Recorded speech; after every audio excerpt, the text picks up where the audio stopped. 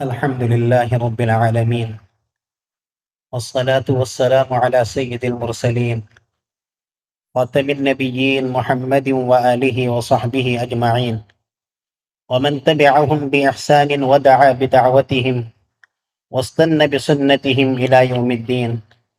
أما بعد، فأعوذ بالله من الشيطان الرجيم. بسم الله الرحمن الرحيم. رب اشرح لي صدري ويسر لي أمري واحلل عقدة من لساني يفقه قولي. سبحانك لا علم لنا إلا ما علمتنا إنك أنت العليم الحكيم. میرے عزیز نوجوان دوستو، اس وقت ہمارے اس وطن عزیز کے اندر انگریزوں کو بھگانے کے لیے جتنی قربانیاں مسلمانوں نے دی ہے اس کو مٹانے کی کوشش کی جا رہی ہے. آج ہم سے یہ ثبوت مانگا جا رہا ہے کہ تم اپنی وفاداری کا ثبوت دے دو.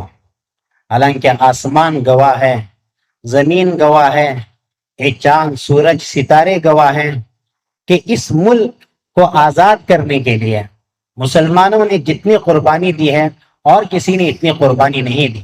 ساری تاریخ لہو سے بھری ہوئی ہے. سرکار کوشش کر رہی ہے کہ نصاب سے ایسے چیپٹر ہٹائے جائیں جس میں مسلمانوں نے وطن عزیز کے لیے اپنا خون بہایا ہے، لیکن دشمنان اسلام یاد رکھے کہ ہمالیہ کو توڑ سکتے ہیں لیکن اس ملک سے مسلمانوں کو ختم نہیں کر سکتے. پوری 1144 سالہ تاریخ ہے. سب سے پہلے سن 713 عیسوی 713 عیسوی میں محمد بن قاسم رحمۃ اللہ علیہ ہندوستان میں انٹر ہوئے. یہ کیوں آئے تھے؟ یہاں کے ہندوؤں کو یہاں کے راجا کے ظلم سے نجات دینے کے لیے آئے تھے. سندھ کا راجا داہر بے انتہا ظلم کرتا تھا اپنی پبلک پر، تو محمد بن قاسم کو عراق کے گورنر حجاج بن یوسف نے بھیجا ظالموں کو ختم کرنے کے لیے. تو محمد بن قاسم نے صرف 3 سال حکومت کی. اگر یہ حکومت کرنے کے لیے آتے تو 3 سال کے بعد یہاں سے واپس نہیں جاتے ہیں. صرف 3 سال حکومت کر کے ہندوستان سے چلے گئے. اس کے بعد سے مسلسل 300 سال تک 300 ایئر یہاں پر بغداد کے خلیفہ کی طرف سے ہندوستان کا گورنر متعین کیا جاتا. پھر 300 سال کے بعد سلطان محمود غزنوی رحمۃ اللہ علیہ ہندوستان میں انٹر ہوئے اور اس وقت سے 1857 تک 1857 تک اس ملک میں مسلمانوں کی حکمرانی رہی ملک کے مختلف علاقوں میں.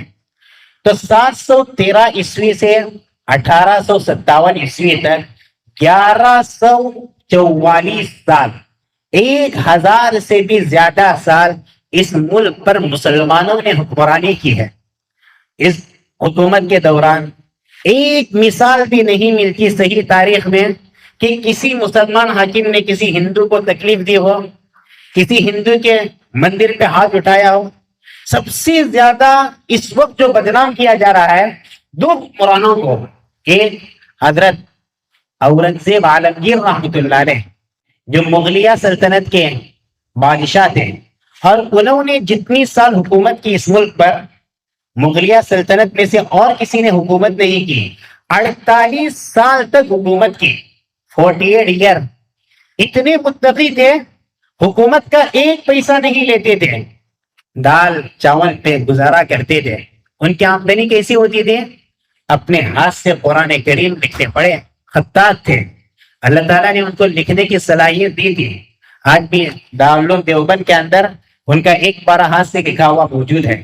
اپنے ہاتھ سے قرآن لکھتے ہیں، اور دوسری چیز اپنے ہاتھ سے ٹوپیاں سیتے تھے، ٹوپیاں بنتے تھے، اور اس سے جو ملتے اسی پر زندگی بسر کرتے. اور اتنے بہترین بادشاہ آج دشمنان اسلام بتا رہے ہیں کہ اس نے مندروں کو گرایا، مندروں کو توڑا، مندروں پہ انگلی اٹھائی.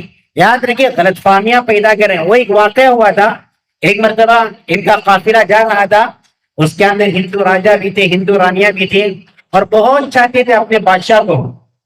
تو راستے میں قافلہ رک گیا تو ہندو راجاؤں نے کہا کہ یہاں پر مندر ہے، ہم کو پوجا وغیرہ کرنی ہے. تو انہوں نے کہا ٹھیک ہے آپ پوجا کیجیے، آپ کو کون روک سکتا ہے. جب یہ راجا مندر کے اندر چلے گئے، اس کے بعد جب واپس آئے تو پتا چلا وہاں پر 2 رانیوں کا مرڈر ہوا ہے، 2 رانیوں کا. تو بعد میں تحقیق کی، پتا چلا کہ وہ مندر نہیں، وہ فحاشی کا اڈا تھا. تو خود ہندو راجاؤں نے سلطان سے درخواست کی، بادشاہ سے درخواست کی کہ ایسی مندر کو باقی رکھنا نہیں چاہیے، یہ مندر نہیں، اس وقت فحاشی کا اڈا ہے، یہاں پر فحش کام ہوتا ہے، یہاں پر مرڈر ہوتے ہیں. تو راجاؤں کی درخواست پہ اورنگزیب عالمگیر رحمت اللہ علیہ نے کہا کہ ٹھیک ہے، یہاں پر انسانی جانوں کا نقصان ہو رہا ہے، اس لیے اس فحاشی کے اڈے کو باقی نہ رکھا جائے. تو آج بھی دستاویزات موجود ہیں. تو تاریخ آج کل کے دشمن جو بتائیں گے وہ ہم سنیں گے، یا جنہوں نے اپنی دیکھی تاریخ لکھی ہے، آنکھوں سے دیکھا حال بیان کیا، ان کے دستاویزات آج بھی موجود ہیں. اورنگزیب عالمگیر رحمت اللہ علیہ، تعجب ہوتا ہے، انہوں نے جائیدادیں دی تھی ہندوؤں کو مندر باندھنے کے لیے، حالانکہ عالم دین تھے اورنگزیب عالمگیر رحمت اللہ علیہ، لیکن کیا بات تھی؟ امن و امان کو بحال رکھنا تھا. ہندوستان میں ہندوؤں کو بھی رہنا ہے، مسلمانوں کو بھی رہنا ہے، سکھ بھی رہیں گے، عیسائی بھی رہیں گے، ہر ایک کو حقوق کے ساتھ رکھنا ہے، اسی لیے انہوں نے مندر باندھنے کی اجازت دے دی تھی. آج ایسے عالم دین، ایسے بادشاہ کے خلاف باتیں ہو رہی ہے. اتنا بڑا کام کیا ہے انہوں نے. اس وقت 500 علماء کی ٹیم تیار کی اورنگزیب عالمگیر رحمت اللہ علیہ نے، اور انہوں نے فتاوی عالمگیریہ کے نام سے کتاب لکھی، اور وہ پورے بر صغیر کا مسلک تھا، جتنے مسلمان تھے بر صغیر میں فتاوی عالمگیریہ چلتی تھی. تو ایک شخصیت حضرت اورنگزیب عالمگیر رحمت اللہ علیہ، اور دوسری شخصیت جن کو بہت زیادہ بدنام کیا جاتا ہے حضرت ٹیپو سلطان شہید رحمت اللہ علیہ. بلوغ سے موت تک کوئی نماز قضا نہیں ہوئی، ہر وقت سر پر عمامہ رہتا تھا، فجر بعد پابندی سے 1 گھنٹہ قرآن پڑھتے تھے. ایسے انسان اور دنیا کی تاریخ میں کسی بادشاہ کی مثال نہیں ملتی. ہر بادشاہ اپنے لشکر کے پیچھے رہتا ہے، ایک واحد بادشاہ حضرت ٹیپو سلطان شہید رحمت اللہ علیہ سب سے آگے رہتے تھے، فوج میں، فوج پیچھے، یہ سب سے آگے بڑھ کے جائزہ لیتے تھے کہ کیا کرنا ہے. مولانا الیاس بھٹکری ندوی استاد محترم، محسن و مربی، انہوں نے حضرت ٹیپو سلطان شہید رحمت اللہ علیہ پہ بہت آسان انداز میں 600 صفحات پر مشتمل ایک کتاب لکھی ہے، سیرت ٹیپو سلطان شہید رحمت اللہ علیہ کے نام سے. بڑی حیرت ہوتی ہے کیا کیا کارنامے انجام دیے. تنہا ایک ہندوستان کا حکمران کافی ہے پورے ہندوستان کا ساری دنیا میں نام روشن کرنے کے لیے. ہندوستان کے صدر امریکہ چلے گئے، وہاں کے میوزیم میں دیکھا کہ میزائل رکھا ہوا ہے اور لکھا ہوا ہے دنیا میں سب سے پہلے میزائل کا موجد ٹیپو سلطان شہید رحمت اللہ علیہ تھے. اڑیسہ کے گورنر مسٹر پانڈے نے کتاب لکھی، خود دشمنوں کا جواب دے رہے ہیں کہ ٹیپو سلطان شہید رحمت اللہ علیہ کتنے بہترین انسان تھے. آج ہندو خود مسلمانوں کے حق میں بات کر رہے ہیں، جو غیر جانبدار ہندو ہیں، جن کو صحیح تاریخ کا پتہ ہے، وہ آج تاریخ لکھ رہے ہیں اور بتا رہے ہیں کہ دیکھو مسلمانوں کا نام مٹانے کی جو کوشش کر رہے ہیں، ایک کوشش کبھی کامیاب نہیں ہوگی. ان کے علاقے میں آج بھی جا کر دیکھیے، ان کے محل کے پڑوس میں مندر موجود ہے. اتنے بڑے بادشاہ وہ چاہتے تو محل سے دور مندر منتقل کر سکتے تھے اپنے محل کی توسیع کے لیے، لیکن آج بھی وہ مندر شاہد ہے. ٹیپو سلطان شہید رحمت اللہ علیہ نے مندر کو ہاتھ نہیں لگایا. مسجد کے قریب میں مندر موجود ہے، وہ چاہتے تو لالچ دے کے لاکھوں لوگوں کو مسلمان بنا سکتے تھے، لیکن یہ جھوٹا واقعہ ہے کہ ترک میں 5 لاکھ ہندوؤں کو انہوں نے مسلمان بنایا، حالانکہ اس وقت پورے ترک کی آبادی 40-50 ہزار بھی نہیں تھی. ایک جھوٹی باتیں بتائی جا رہی ہیں. سرینگری میں مٹھ تھا، آج بھی وہاں پر دستاویزات موجود ہیں، اور پھلمانی کے مٹھ کے اندر دستاویزات موجود ہیں. جب کسی نے اس پر حملہ کرنا چاہا، ٹیپو سلطان شہید رحمت اللہ علیہ نے صاف کہا تھا اگر کوئی کسی مندر پہ ہاتھ اٹھائے گا، کوئی سوامی جی پہ انگلی اٹھائے گا، میں اس کی انگلی توڑ کے رکھوں گا، میں اس کی آنکھ توڑ کے رکھوں گا. جب فجر سے پہلے ان کی مندر سے گھنٹی کی آواز آتی تھی تو ٹیپو سلطان شہید رحمت اللہ علیہ نے قانون بنایا کوئی کسی مندر پہ انگلی اٹھائے گا اس کو ہندوستان میں رہنے کا حق نہیں ہوگا. ان کے بارے میں کہا جاتا ہے کہ ہندوستان کے وفادار نہیں تھے، टीपू सुल्तान शहीद रहमतुल्लाह अलैह इतने बड़े हुक्मरान मैसूर में बैठे हैं, लेकिन जर्मनी से राबिता कर रहे हैं, तुर्की से राबिता कर रहे हैं, ईरान से राबिता कर रहे हैं, खुतूत का सिलसिला जारी है, वहां के लोगों को तैयार कर रहे हैं। हिंदुस्तान में दुश्मन घुस आया है, यहाँ के लोगों को गुलाम बना रखा है, मुसलमानों को गुलाम बनाया हुआ है, हिंदुओं को गुलाम, सिखों को गुलाम और ईसाइयों को गुलाम बनाया हुआ है। यहाँ से अंग्रेजों को भगाना है। इसीलिए देखिए, अंग्रेज जितना टीपू सुल्तान से डरते थे और किसी से नहीं डरते थे। टीपू सुल्तान शहीद रहमतुल्लाह अलैह का मशहूर मक़ौला था, गीदड़ की 100 साल जिंदगी से शेर की एक दिन की जिंदगी बेहतर है। जब हजरत टीपू सुल्तान शहीद रहमतुल्लाह अलैह की शहादत भी है, वो भी हमारे मुसलमानों की गद्दारी की वजह से है। मीर सादिक ये अंग्रेजों से मिला हुआ था, इनको अंग्रेज लालच देते थे कि आप हमारा सपोर्ट कीजिए, हम तुमको हुक्मरानी देंगे, हम तुमको हुकूमत के तख्त पर बिठाएंगे, तुम्हें बादशाह बनाएंगे। तो मीर सादिक ने बगावत की, वरना इनको मारने का सवाल ही नहीं था। हजरत टीपू सुल्तान शहीद रहमतुल्लाह अलैह जब शहीद हुए हैं, अंग्रेज को यकीन नहीं हो रहा था कि इनकी शहादत हुई। तो अंग्रेज जनरल हारिस उसने करीब आकर देखा, जब लाश को देखा कि ठंडी हो चुकी है, तब उसने लाश पर खड़े होकर ऐलान किया, आज हिंदुस्तान हमारा है। उस वक्त उसे यकीन हो गया हिंदुस्तान में ऐसी ताकत अभी जिंदा नहीं रही। ये थे मुसलमान, इतनी कुर्बानी दी। क्या वो मुसलमानों के लिए कर रहे थे? वो मुल्क के लिए कर रहे थे। मुसलमानों को भी, हिंदुओं को भी और सिखों और ईसाइयों को यहाँ पर अमन अमान दिलाने के लिए उन्होंने अपनी जान तक कुर्बान कर दी। जब टिपू सुल्तान की शहादत हुई, मुसलमानों से ज्यादा हिंदू औरतें मातम करने वाली थी। इनकी शहादत पर मातम कर रही थी, रो रही थी कि हमारे आदिल हुक्मरान शहीद हो गए। और अंग्रेजों ने क्या कोशिश की? यहाँ की माइशत को बर्बाद किया। कलकत्ता उस वक्त लंदन की टक्कर का माना जाता था। कलकत्ता में जो दस्तकारी कारीगर थे, हाथों से चीजें तैयार करते थे, अंग्रेज क्या करते थे? यहाँ की चीजें लंदन जाकर बेचते थे, वहां का शोरूम बनाया था। खुद अंग्रेजों ने हिंदुस्तान को सोने की चिड़िया कहा था, लेकिन अंग्रेजों ने क्या किया था? इसको कंगाल किया था। जो कलकत्ता के दस्तकारी थे, हिंदुस्तानी लोग, इनके हाथ काट डाले थे अंग्रेजों ने, ताकि ऐसी चीजें तैयार न करें, क्योंकि हिंदुस्तान को कंगाल बनाना था। और यहाँ का तालीमी निजाम कैसे बर्बाद किया? खुद हिटलर लिखता है कि हमने ऐसा निजाम, ऐसा सिलेबस तैयार किया, अगर कोई मुस्लिम पढ़ेगा उसको अपने मजहब पे एतमाद नहीं रहेगा, भरोसा नहीं रहेगा। अगर कोई हिंदू पढ़ेगा वो कभी मुसलमान से दोस्ती नहीं कर सकता। आज हिंदुस्तान की तारीख मिटाने की कोशिश की जा रही है, तारीख मस्क की जा रही है। स्कूलों में पढ़ाया जा रहा है कि मुसलमानों ने कभी इस मुल्क के लिए कुछ नहीं किया। सबसे ज्यादा जिन्होंने कुर्बानी दी है इस मुल्क से अंग्रेजों को भगाने के लिए, वो मुसलमान थे। और मुसलमानों में भी उलमा थे। उलमा ने कायदाना रोल अदा किया, क़ियादत की उलमा ने। किसी मुल्क की तारीख में आपको मिसाल नहीं मिलेगी। ईरान की तारीख पढ़िए, अमेरिका की तारीख पढ़िए, रशिया की तारीख पढ़िए, यूरोप की तारीख पढ़िए, किसी मजहबी निशानी किरदार अदा नहीं किया कायदाना। इस मुल्क में मुसलमान उलमा ने कायदाना रोल अदा किया। कभी हिंदुओं ने ऐसी कोशिश नहीं की तहरीक चलाने की। सारी तहरीक अंग्रेजों को भगाने के लिए मुसलमानों ने चलाई। अंग्रेज डिप्टी एडवोकेट जनरल ने कहा था, जब बहादुर शाह जफर का मुकदमा पेश हो रहा था, उनकी रिपोर्ट पेश कर रहा था, उसने कहा ये एक इंतहाई अहम हकीकत है कि हमने जहां तक तहकीक की है, हर मामले में मुसलमानों के इस बगावत से मुताल्लिक होने के सबूत फराहम हुए हैं, लेकिन एक भी दस्तावेज ऐसी न मिल सकी जो ये साबित करती कि इसमें एक जमात की हैसियत से हिंदुओं ने हमारे खिलाफ साजिश की, या ये साबित होता कि ईसाइयों के खिलाफ ब्राह्मणों ने या हिंदू पुजारियों ने मजहबी जंग छेड़ने की कोशिश की। ये अंग्रेज का इतराफ है। आजकल कहा जाता है कि हमारी तहरीक आजादी 1857 से शुरू होती है, 1857। याद रखिए, ये नजरिया कहाँ से आया? ये नजरिया आया रशिया से आया।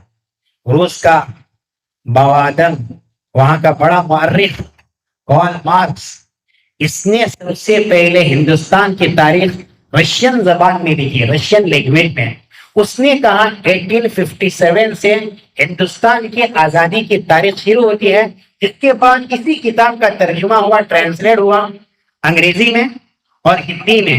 اس کے بعد سے جتنے لوگ تاریخ لکھ رہے ہیں ہندوستان کی آزادی کی تحریک، انہوں نے 1857 1857 سے لکھی ہے۔ یہ غلط بات ہے۔ 16ویں صدی میں کیرلا میں وہاں کے بہت بڑے عالم، شافعی عالم حضرت زین الدین ملباری رحمۃ اللہ علیہ، انہوں نے کتاب لکھی تحفۃ المجاہدین فی احوال الپرتغالیین، عربی میں کتاب لکھی۔ اس میں انہوں نے باقاعدہ مسلمانوں کو دعوت دی پرتگالیوں کے خلاف جہاد کرنی ہے، ان کو یہاں پر رہنے نہیں دینا ہے۔ یہ 16ویں صدی عیسوی کی بات کر رہا ہوں۔ اس کے بعد سن 1753 1753 میں نواب علی وردی خان، انہوں نے انگریزوں سے جہاد کیا۔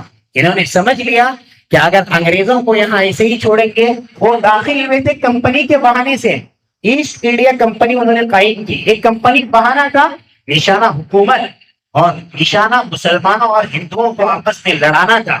کمپنی کے بہانے سے یہاں پر داخل ہوئے اور آہستہ آہستہ حکومت کے کاموں میں دخل دینے لگے، مختلف علاقوں پر بادشاہت کرنے کا خواب دیکھنے لگے۔ اسی لیے سب سے پہلے نواب علی وردی خان کھڑے ہو گئے۔ پھر اس کے بعد 1757 میں 1857 سے 100 سال پہلے مرشد آباد کے حاکم نواب سراج الدولہ، یہ بڑے بہادر تھے، انہوں نے چاہا کہ انگریزوں کو یہاں سے بھگائیں گے۔ حالانکہ ان کے پاس بڑی فوج تھی، 70,000 کی فوج ان کے پاس تھی، لیکن انگریزوں کی ہمیشہ چال رہی ہے، ایک چال میں بڑے ماہر ہیں۔ یہ آخری مرحلے میں لڑائی کرتے ہیں، لڑائی نہیں کرتے ہیں، یہ سب سے پہلے مسلمانوں میں لوگوں کو تیار کرتے ہیں تاکہ ہم کو لڑائی کی نوبت پیش نہ آئے۔ انگریزوں نے مسلمان فوجوں میں سے چند لوگوں کو خرید لیا، خاص کر کے میر جعفر کو خرید لیا۔ حالانکہ میر جعفر نواب سراج الدولہ کے ماموں تھے، ان کو انہوں نے حکومت کا خواب دکھایا کہ ہم تم کو تاج پہنائیں گے، تم کو تاجدار بنائیں گے۔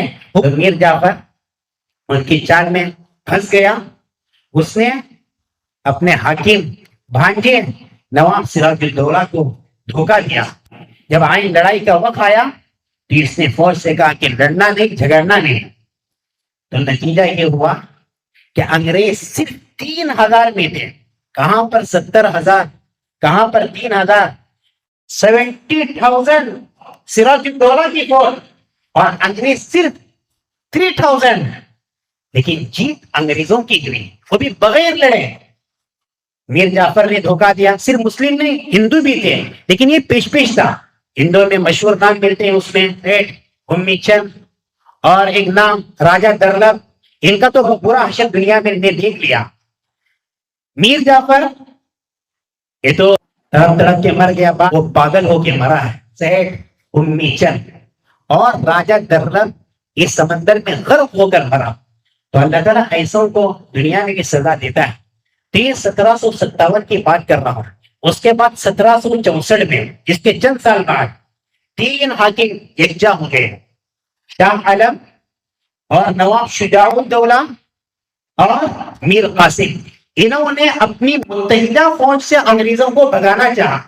حالانکہ ان کی فوج تھی اس وقت 50,000 متحدہ فوج، اور انگریز 7,000 میں تھے، 7,000 اور ایک 50,000 میں، اس میں بھی ان کو شکست ہوئی، انگریزوں کو جیت ہو گئی۔ 1764 کے بعد پھر 1799 حضرت ٹیپو سلطان شہید رحمۃ اللہ علیہ، ان کا مقابلہ ہوا انگریزوں سے میسور میں۔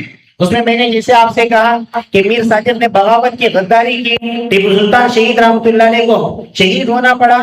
اس کے بعد جب حالات بہت بگڑ گئے، سیاسی اعتبار سے بھی مسلمانوں کو کوئی ٹھکانہ نہیں رہا، معاشی میدان پہ مسلمان اور ہندوستانی کمزور ہونے لگے، اور تعلیمی میدان میں بھی کمزور ہونے لگے۔ اس وقت سب سے پہلے حضرت شاہ عبدالعزیز دہلوی رحمۃ اللہ علیہ نے فتویٰ دیا، آج سے ہندوستان دارالحرب ہے، ہندوستان میں مسلمانوں کو رہنا ہے، انگریزوں کو بھگا کے رہنا پڑے گا، ورنہ ہندوستان میں رہنا جائز نہیں۔ سب سے پہلے فتویٰ دینے والے حضرت شاہ عبدالعزیز دہلوی رحمۃ اللہ علیہ تھے۔ اس سے پہلے شاہ ولی اللہ دہلوی رحمۃ اللہ علیہ کے والد انہوں نے لوگوں کی ذہن سازی کا کام کیا تھا، لوگوں کو تیار کرنے کی کوشش کی۔ اس کے بعد شاہ عبدالعزیز دہلوی رحمۃ اللہ علیہ کا جب فتویٰ آیا، حالانکہ حکومت ان کو اسی وقت گولی مار سکتی تھی، ان کو جیلوں میں ٹھونس سکتی تھی، لیکن کسی کی پرواہ نہیں کی حضرت شاہ نے، اور فتویٰ دے دیا۔ اب اس فتویٰ کو بگاڑنے کی بھی انگریزوں نے بہت کوشش کی۔ مورخین نے لکھا ہے جب یہ فتویٰ آیا تو بعض نام نہاد علماء کو انگریزوں نے خرید لیا کہ کہیں، علماء کو تیار کیا، پیسے دے کر، لالچ دے کر، حکومت دے کر تیار کیا کہ دیکھو یہ جو فتویٰ ہے غلط فتویٰ ہے، کیونکہ ہم ہندوستان میں آرام سے نماز پڑھ سکتے ہیں، ہم روزہ رکھ سکتے ہیں، قرآن پڑھ سکتے ہیں، انگریزوں نے ہمیں کبھی نہیں روکا، تو پھر کیوں انگریزوں سے جہاد؟ یہ آپ کا فتویٰ صحیح نہیں لگ رہا ہے۔ یہ فتویٰ انہوں نے شائع کیا 1870 میں، تاکہ بغیر لڑائی کیے یہاں کے فتوے کو ختم کرے اور پھر مسلمانوں کا جذبہ ٹھنڈا کرے۔ لیکن علماء پر قربان چاہیے، جو جدید علماء تھے اور اچھے مسلمان تھے اور اچھے ہندو تھے، انہوں نے کبھی ایسی نام نہاد باتوں پہ یقین نہیں کیا۔ وہ کھڑے ہو گئے انگریزوں کے خلاف اور انہوں نے کہا کہ جب تک انگریز یہاں پر رہیں گے ہم چین سے نہیں بیٹھ سکتے، انگریزوں کو یہاں سے بھگانا ضروری ہے۔ پھر تحریک شہیدین شروع ہوئی۔ تحریک شہیدین کیا ہے؟ حضرت سید احمد شہید رحمۃ اللہ علیہ شاگرد تھے حضرت شاہ عبدالعزیز دہلوی کے، اور ان کے ہاتھ پر بیعت کرنے والے حضرت شاہ اسماعیل شہید رحمۃ اللہ علیہ، یہ تو پیش ہیں۔ انہوں نے پورے ہندوستان کا دورہ کیا اس وقت، اور پبلک کے اندر جہاد کی وہ زندگی کے پاس جا کر سمجھاتے تھے، چل کر جاتے تھے، پیدل جاتے تھے، اور سمجھاتے تھے بھائیوں یہاں سے انگریزوں کو ختم کرنا ہے، ورنہ ہم کبھی چین کی زندگی نہیں گزار سکتے، ہم کبھی اپنے مذہب پر عمل نہیں کر سکتے۔ کہ اس کو تحریک شہیدین کہا گیا۔ اس کو انگریزوں نے پہلے کیسے کچلنا چاہا؟ انگریزوں نے اور سکھوں نے، انگریزوں نے اس وقت سکھوں کو خرید لیا تھا، انہوں نے اعلان کیا ایک تحریک شہیدین وہابی تحریک ہے۔ وہابی کا مطلب آپ کو معلوم ہونا چاہیے، اس وقت حجاز میں چند وہابیوں نے کوشش کر کے وہاں جو قبریں تھی، صحابہ کی مضبوط قبریں تھی، اس کو غیر شرعی قرار دے کر ساری قبریں نکال دی تھی، ساری قبروں کو منہدم کر دیا تھا، کیونکہ اسلام کے اندر قبروں کو پختہ بنانا جائز نہیں۔ اس کا غصہ سارے بر صغیر کے لوگوں کے اندر تھا، کیونکہ ہر ایک کے اندر صحابہ کی محبت رہتی ہے۔ سب کو غصہ تھا کہ وہاں بھی لوگ کیا کر رہے ہیں، قبروں کو توڑ رہے ہیں، قبروں کو منہدم کر رہے ہیں۔ تو انگریزوں نے اور سکھوں نے یہ چال چلی کہ جو قبریں ہیں یہ توڑنے والے یہ لوگ ہیں، یہ ان کے ساتھ ہیں، وہابی لوگ ہیں، سید احمد شہید وہابی ہیں، شاہ اسماعیل شہید وہابی ہیں۔ تو نتیجہ یہ ہوا بعض مسلمان بھی ان کے جال میں پھنس گئے اور انہوں نے بھی ان کا ساتھ دینا چھوڑ دیا۔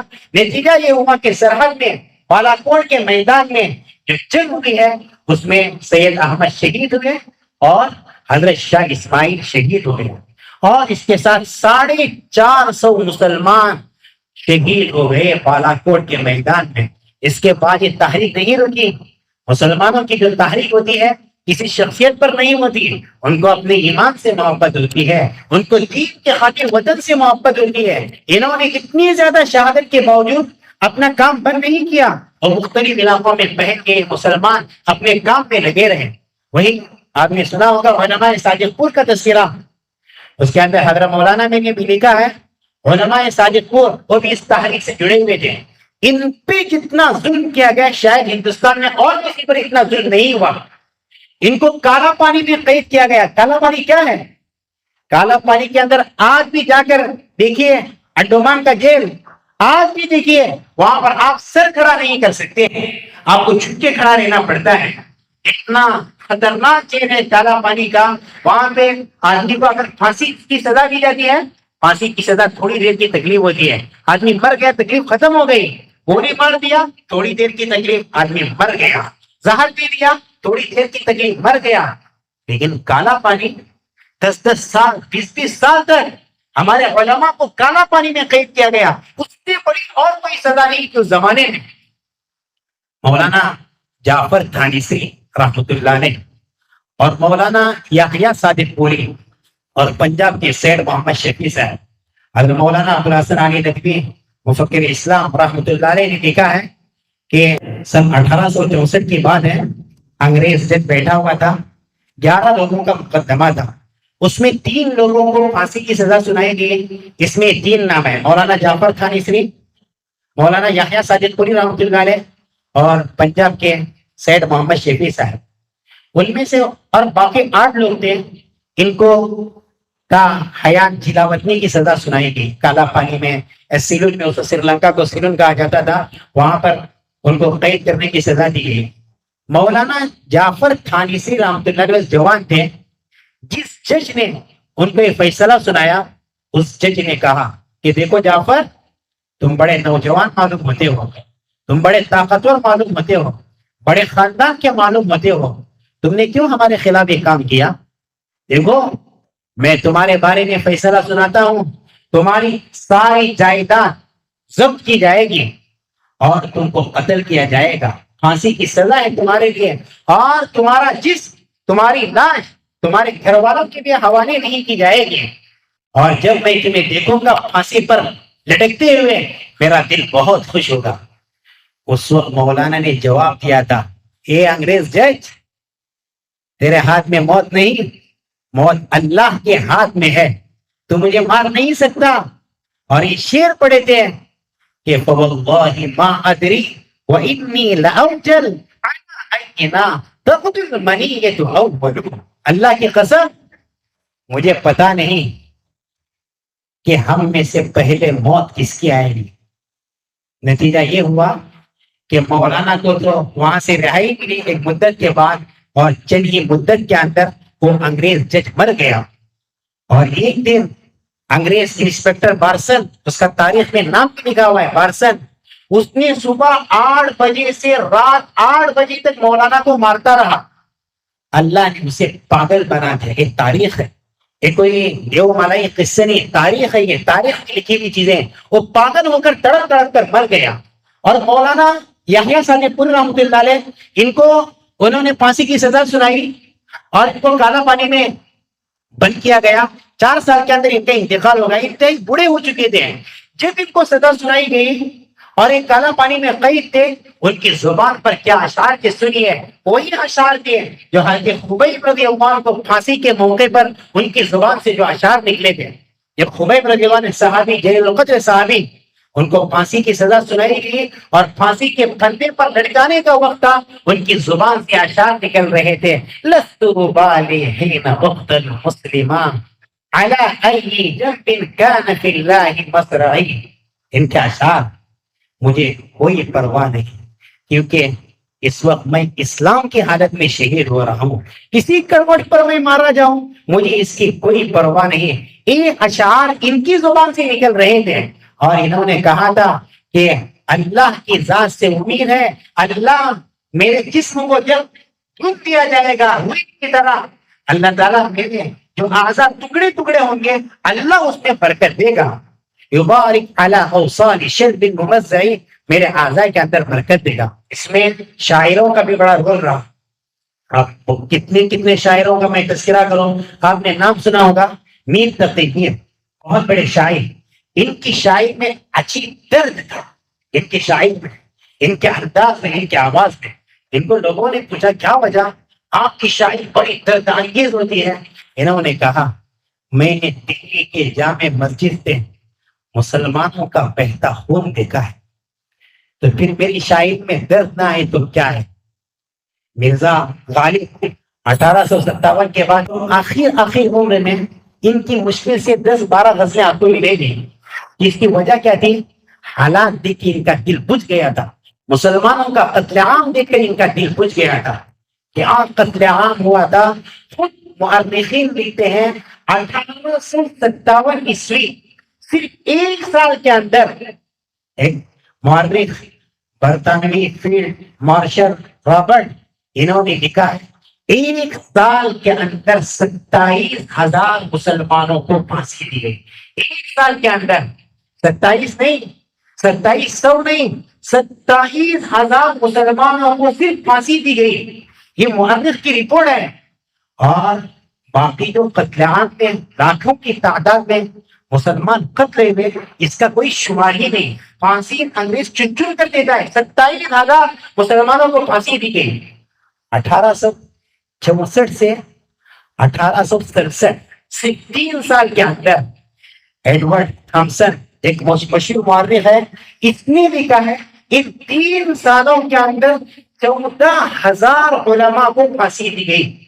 14,000 علماء 3 سال کے اندر، عام مسلمانوں کو نہیں، علماء کو. اور انہوں نے ایک جگہ پر لکھا ہے، ایک مرتبہ میں دلی میں تھا، خیمے کے پیچھے سے گوشت بکنے کی بو آ رہی تھی. میں نے سمجھا گوشت پکایا جا رہا ہے. میں نے جا کر دیکھا 40 علماء کو جلایا جا رہا. یہ انگریز مورخ لکھتا ہے. اور جسے ان 40 علماء کو بھونا گیا، فوراً 40 علماء کو وہاں پر تیار کھڑا کیا جا رہا تھا، اور ان علماء سے کہا جا رہا تھا کہو کہ ہم 1857 کی جنگ آزادی میں شریک نہیں تھے، ہم کو اس سے کوئی واسطہ نہیں. تو یہ قسم کھا کر کہتا ہے مورخ، ایک عالم نے بھی اقرار نہیں کیا. سب عالم نے کہا کہ نہیں، ہم شریک تھے 1857 میں، کسی نے اپنی بات واپس نہیں کی. یہ تھی ہمارے علماء کی قربانیاں. بہادر شاہ ظفر مغلیہ سلطنت کے آخری حکمراں. 1857 کی جو جنگ لڑی گئی تھی اس میں بلا تفریق مذہب و ملت سارے ہندوستانیوں نے جنگ کی ہے 1857 میں. اسی کو تحریک آزادی کی شروعات کہتے ہیں، لیکن وہ شروعات نہیں، وہ تو بعد میں ہوئی تھی.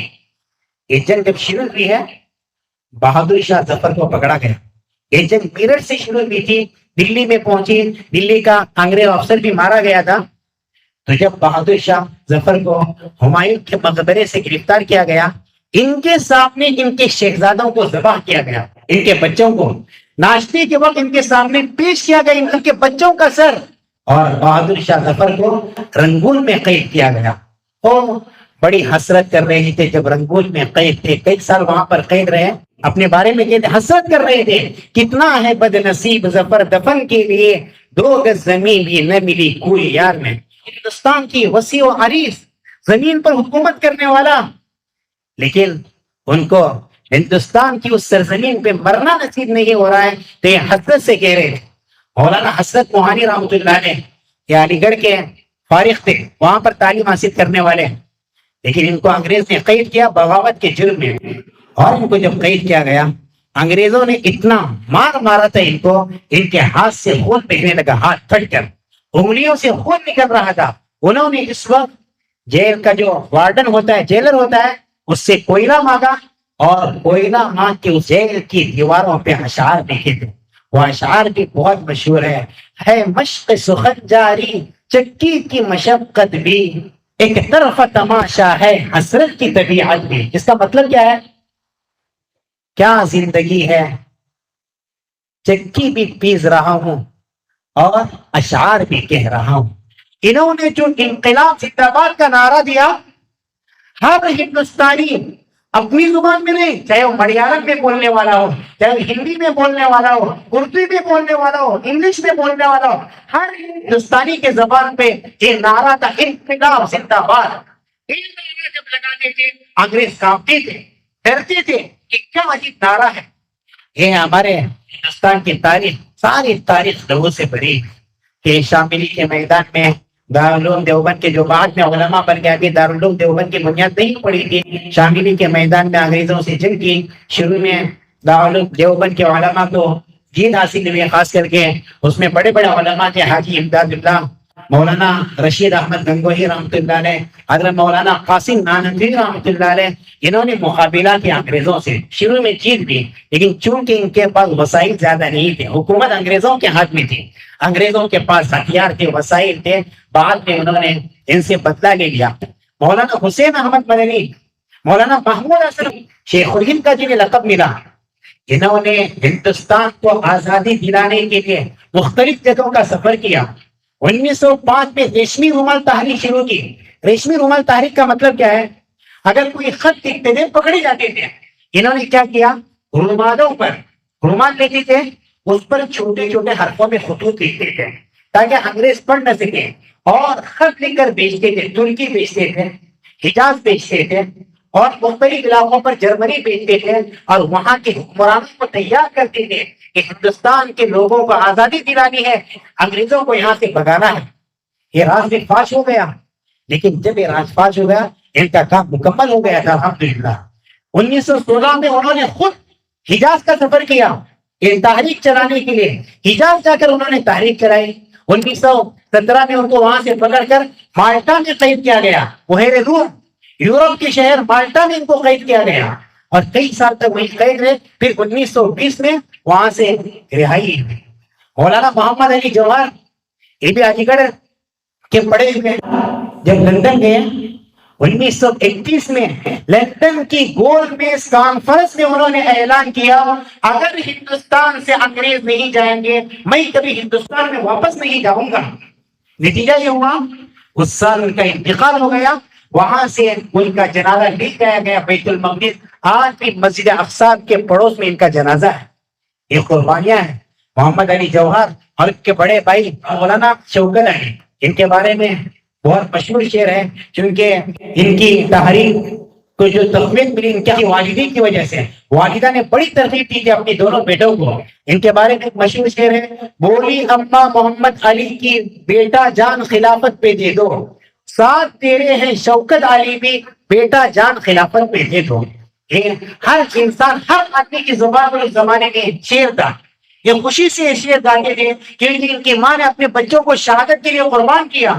کروڑوں کی جائیداد اس ملک کے لیے مسلمانوں نے سر کیا. تحریک خاکسار اس میں بھڑکل کے کئی لوگ شریک تھے. ہزاروں روپے لاکھوں روپے سر کیے. انگریزوں نے مسلمانوں کو غصہ دلانے کے لیے کیا کیا تھا جو بندوق کی گولی کی کارتوس سے استعمال کرتے تھے اس کے اندر سور کی چربی ڈالی تھی انہوں نے تاکہ مسلمانوں کو اور غصہ دلایا جائے. تو عورتیں بھی باہر نکل آئی تھی بچے بھی باہر نکل آئے تھے انگریزوں کے خلاف. ہم سے گلا ہے کہ ہم وفادار نہیں. ہم وفادار نہیں تم بھی تو دلدار نہیں. آج ہم سے وفاداری کا ثبوت مانگ رہے ہیں لوگ جنہوں نے اپنا خون نہیں دیا اپنا پسینہ نہیں دیا بلکہ اپنی لاشیں بھی دی. مولانا الیاس صاحب بار بار کہتے ہیں اس ملک میں ہم لوگ اپنی لاشیں بھی دیتے ہیں. ہماری لاشیں یہیں پہ دفن ہوتی ہے اسی مٹی کے اندر رہتی ہے. ہماری لاشیں ہواؤں میں نہیں اڑتی دریائیں بہا کر نہیں دی جاتی. مولانا کہتے ہیں ہمالیہ کو توڑنا آسان ہے لیکن اس ملک کے مسلمانوں کو ختم کرنا آسان نہیں. یہ تاریخ بتانے کا مقصد وہ لوگ خواب دیکھنا چھوڑ دیں کہ اس ملک سے مسلمانوں کو ختم کرنا ہے. اس ملک سے مسلمان کبھی ختم نہیں ہو سکتے. سب سے زیادہ حکومت کرنے والے 1144 سال یہ مسلمان تھے. اس ملک سے انگریزوں کو بھگانے کے لیے ہمارے علماء کی قربانیاں مسلمانوں کی قربانیاں جس میں ہندوؤں کی بھی قربانیاں ہیں. مہاتما گاندھی 1920 میں انہوں نے ایک تحریک شروع کی تحریک عدمی تعاون کے نام سے. اس میں ہزاروں کی تعداد میں مسلمان بھی شریک تھے ہندو بھی شریک تھے. اس کا مطلب کیا تھا جتنے سرکاری عہدوں پر ہیں انہوں نے سارے اپنے عہدے واپس کر دیے. جو سرکاری نوکریاں کر رہے تھے انگریزوں کے پاس انہوں نے ساری نوکریاں واپس کر دی. انہوں نے سرکاری اعزازات واپس کر لیے. اسکولوں کا بائیکاٹ کیا گیا عدالتوں کا بائیکاٹ کیا گیا. اس میں اس تحریک کے رہنما گاندھی جی تھے. ہندوؤں نے بھی قربانی دی مسلمانوں نے بھی قربانی سکھوں نے بھی قربانی دی. اس میں بہت سارے نام ملتے ہیں. اس میں ایک نام ملتا ہے بھگت سنگھ. ان کو 24 سال کی عمر میں پھانسی دی گئی. اور مراٹھوں میں ان کے سردار تانتیا ٹوپے ان کو بھی پھانسی کی سزا دی گئی. تو تمام لوگوں کی قربانیاں ہیں. مسلمانوں میں بہت بڑی قربانیاں آپ نے موغلا مسلمانوں کا نام سنا ہوگا. کیرلا میں ملبار میں ایک آبادی تھی موغلا مسلمانوں کے نام سے. جب انگریزوں نے علی مسلیار کو گرفتار کیا علی مسلیار کے حق میں تیرور کے بہت سارے مسلمان کھڑے ہو گئے انگریزوں کے خلاف اسٹرائک کرنے لگے. جب یہ احتجاج کر رہے تھے انگریزوں نے ان کو پکڑ لیا. 125 مسلمانوں کو گرفتار کیا. اب اس وقت انگریزوں کا کورٹ تھا مدراس میں چنئی میں. ان کو تیرور سے مدراس لے جانا تھا. اس وقت مال گاڑی تھی ریل جس میں مال بھرتے تھے تو اس میں مشکل سے 50 لوگ بیٹھ سکتے تھے مشکل سے اور بھی ٹھوس دیا جاتا تھا. تو انگریزوں نے کیا کیا 125 مسلمانوں کو پکڑ کر اس ریل گاڑی میں بند کر دیا اور باہر سے ڈبہ بند کر دیا. اور وہ آدھے دن اور پونے دن کا 4-5 گھنٹے کا راستہ نہیں تھا جیسے آج کے زمانے کی ریل گاڑی چلتی ہے. مورخ نے لکھا ہے 2.5 سے 3 دن کی مسافت تھی. تیرور سے سیلا کوئی پتور کے راستے سے ہوتے ہوئے مدراس پہنچنے 2.5 سے 3 دن لگتے تھے. اب اندازہ لگائیے اس میں نہ کھانا نہ پانی. جب ان کو سوار کر کے لے جا رہا تھا، درمیان میں راستے میں ایک جگہ انگریز نے ان کا دروازہ کھول دیا تاکہ دیکھیں ان کی حالت کیسی ہے. نتیجہ یہ تھا کہ اس میں 65 مسلمانوں کی جانیں جا چکی تھی، سڑ چکے تھے. بھوک کی وجہ سے ایسی حالت تھی مسلمانوں کی، آخری وقت جب آتا ہے ایک دوسرے کا گوشت کھا رہے تھے. ایک تاریخ ہے، تاریخ لکھی ہوئی ہے. 65 مسلمانوں کی جانیں بھوک کے مارے جا چکی تھی. ہوا جانے کے لیے راستہ نہیں تھا، سانسوں کے لیے ان کے لیے راستہ نہیں تھا. کیا حالت ہوگی؟ 50 لوگ جہاں پر بیٹھ سکتے ہیں وہاں پر 125 لوگوں کو ٹھونس دیا جائے. اس کے بعد جب آدھے لوگ وہاں پر پہنچے تو ان کے حق میں جو فیصلہ کیا گیا، بچے ہوئے آدھے لوگوں کو حیات تلاوت کی سزا سنائی کالا پانی میں، اور آدھے لوگوں کو پھانسی کی سزا سنائی. یہ سن 1971 میں کیرلا کی حکومت نے ان مسلمانوں کی قربانی تسلیم کرتے ہوئے ان کے لیے پینشن جاری کیا تھا کہ ہندوستان کی آزادی کے لیے انہوں نے بہت بڑے قربانی کی ہے. ہندوستان کے بہت بڑے عالم نے، بلکہ پوری دنیا کے بہت بڑے عالم میاں نذیر دہلوی رحمۃ اللہ علیہ، حدیث کی جتنی سندیں ہیں ساری سند ان سے ہوتے ہوئے گزرتے. اتنے بڑے عالم، ان کو بھی انگریزوں نے 1 سال تک راول پنڈی کے جیل میں قید میں رکھا. بڑے بڑے علماء، بڑے بڑے صلحاء، بڑے بڑے بزرگ، ان کے ساتھ یہ سلوک کیا گیا. تو میرے نوجوان دوستوں، عزیزوں، اس وقت ہم کو تاریخ بتانے کی ضرورت ہے. جس تاریخ پر پردہ ڈالا جا رہا ہے، جس تاریخ سے کھلواڑ کیا جا رہا ہے، سرکاری نصابوں سے، اسکولوں سے تاریخ بس کر دیں. لیکن ہم تو اپنے بچوں کو تاریخ بول سکتے ہیں، اپنے نوجوانوں کو بتا سکتے ہیں. ہم کو کس نے روکا؟ اگر ہم اپنے بچوں کو سمجھائیں ہمارے باپ دادا نے کیا قربانی دی ہے، تو یہ ہماری تاریخ لوگوں کو بتانے کی ضرورت ہے. لوگوں کے سامنے اس کا تذکرہ کیا جائے تاکہ نوجوانوں کے اندر اعتماد پیدا ہو جائے. جب ہندوستان آزاد ہو رہا تھا تو انگریزوں نے کوشش کی، شروع میں سارے مسلم ہندو ملے ہوئے تھے، کبھی مسلمانوں اور ہندوؤں میں جنگ نہیں ہوئی. سارے ہندو مسلم ہر تحریک میں شریک، پیار محبت سے شریک. انگریزوں نے یہ چال چلی یہاں کے ہندوؤں اور مسلمانوں کو لڑانا ہے، آپس میں ان کو الگ کرنا ہے. انہوں نے لڑایا. نتیجہ یہ ہوا جب ہندوستان آزاد ہو رہا تھا 1947 میں، 1947 میں، تو یہاں کے لوگوں کے 2 نظریے تھے. چند لوگ بٹوارے کے حق میں تھے کہ ہندوستان میں ہندو ایک جگہ، مسلمان ایک جگہ. لیکن اکثر علماء کسی حالت میں ہندوستان کو چھوڑنا نہیں چاہتے. ان کو معلوم تھا ہندوستان میں تاج محل بنانے والے مسلمان، گول گنبد بنانے والے مسلمان، قطب مینار بنانے والے مسلمان، لال قلعہ بنانے والے مسلمان، یہ تو تاریخی چیز ہے، یہ تو یادگار چیز ہے. سب سے زیادہ مسلمانوں نے جو اس ملک میں فائدہ پہنچایا ہے، یہاں کے تمام لوگوں کو آپس میں محبت سے رہنا سکھایا. ہندوؤں کو سکھایا کہ ہمارا اسلامی مذہب کبھی ہم کو دعوت نہیں دیتا کہ کسی کو تکلیف پہنچائی جائے. اکثر علماء چاہ رہے تھے کہ اس میں ہمارا خون ہے، ہمارا لہو ہے، ہمارا پسینہ ہے، ہماری لاشیں ہیں، تو یہاں سے کبھی ہم کو الگ نہیں ہونا. یہاں ہندو مسلم کو محبت سے رہنا ہے، جیسے 1000 سال سے ہم رہے ہیں، پیار سے رہنا ہے. خاص کر کے ان کی نمائندگی اور ان کی قیادت کر رہے تھے امام الہند حضرت مولانا ابوالکلام آزاد رحمۃ اللہ علیہ. مولانا ابوالکلام آزاد رحمۃ اللہ علیہ اپنی زندگی کے تقریباً 15 سال جیلوں میں رہے. مفسر بھی ہیں، یہ محدث بھی ہیں، موحد، آخر دم تک تقسیم کے خلاف رہے. انہوں نے کہا کہ ہندوستان کو بھی الگ نہیں کرنا ہے. انہوں نے چھٹوڑا تھا یہاں سے جو الگ ملک بنا کر جا رہے تھے کہ یہ غلطی نہیں کرنا، ہندوستان ہمارا ہے، ہم نے یہاں پر خون دیا، ہمارے باپ دادوں کا خون ہے، یہ غلطی نہیں کرنا. ہماری حکومت ہے یہاں پر 1144 سالہ. لیکن جن کو جانا تھا وہ چلے گئے. ان کے سامنے بھی ایک اچھی فکر تھی کہ ہم کو الگ سے اسلامی حکومت قائم کرنی ہے. لیکن جو اکثر علماء تھے انہوں نے کہا کہ ہم نے یہاں بائی چانس نہیں، بائی چوائس رہے ہیں. یہاں پر انہوں نے اپنے انتخاب سے رہنے کا فیصلہ کیا. تو مولانا ابوالکلام آزاد رحمۃ اللہ علیہ کا ایک جملہ آج بھی باقی ہے. آزادی کے وقت دلی کی جامع مسجد کی سیڑھی پر کھڑے ہو کے انہوں نے جو تقریر پیش کی ہے، انہوں نے کہا تھا تمہیں یاد ہے میں نے تمہیں پکارا، تم نے میری زبان کاٹ لی. میں نے قلم اٹھایا اور تم نے میرے ہاتھ قلم کر دیے. میں نے چلنا چاہا تم نے میرے پاؤں کاٹ دیے، میں نے کروٹ لینا چاہی تو تم نے میری کمر توڑ دی۔ پھر آگے انہوں نے لکھا ہے جو ہندوستان چھوڑ کے جا رہے تھے، الگ ملک بنا رہے تھے، انہوں نے ان سے خطاب کرتے ہوئے کہا تھا کہ فرار کی زندگی جو تم نے ہجرت کے مقدس نام پر اختیار کی ہے اس پر غور کرو، تمہیں محسوس ہوگا کہ یہ غلط ہے۔ اپنی دلوں کو مضبوط بناؤ اور اپنے دماغوں کو سوچنے کی عادت ڈالو، اور پھر دیکھو تمہارے یہ فیصلے کتنے عاجلانہ ہیں۔ آخر کہاں جا رہے ہو اور کیوں جا رہے ہو؟ یہ دیکھو مسجد کے مینار تم سے چھپ کر سوال کرتے ہیں، تم نے اپنی تاریخ کے صفحات کو کہاں گم کر دیا ہے؟ ابھی تک کی بات ہے جمنا کے کنارے تمہارے قافلوں نے وضو کیا تھا، اور آج تم ہو کہ یہاں رہتے ہوئے خوف محسوس ہوتا ہے، حالانکہ دہلی تمہارے خون کی سینچی ہوئی ہے۔ انہوں نے آگے کہا آج زلزلوں سے ڈرتے ہو کہ بھی تم خود ایک زلزلہ تھے، آج اندھیروں سے کانپتے ہو، کیا یاد نہیں کہ تمہارا وجود ایک اجالا تھا؟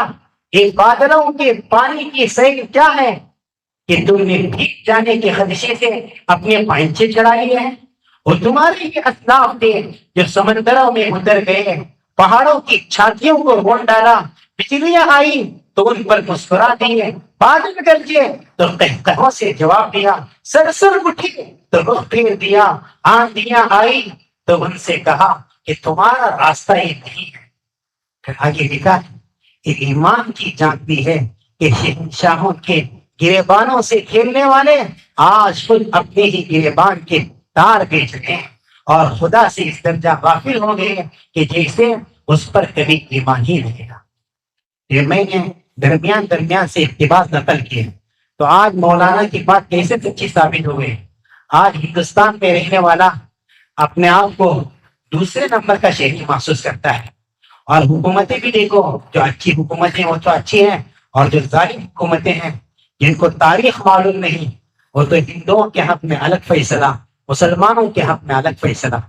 ان کے فیصلے دیکھ کے آسمان روتا ہے، زمین روتی ہے، ایک تاج محل روتا ہے، ایک گول گنبد، لال قلعہ اور قطب مینار یہ آنسو بہاتے ہیں۔ یہاں کی زمین روتی ہے، یہاں کی زمین کہتی ہے کہ تمہارے فیصلے ٹھیک نہیں، انہوں نے اپنی لاشیں دی، اپنی جانیں قربان کی، ان سے تمہارا ایسا سلوک۔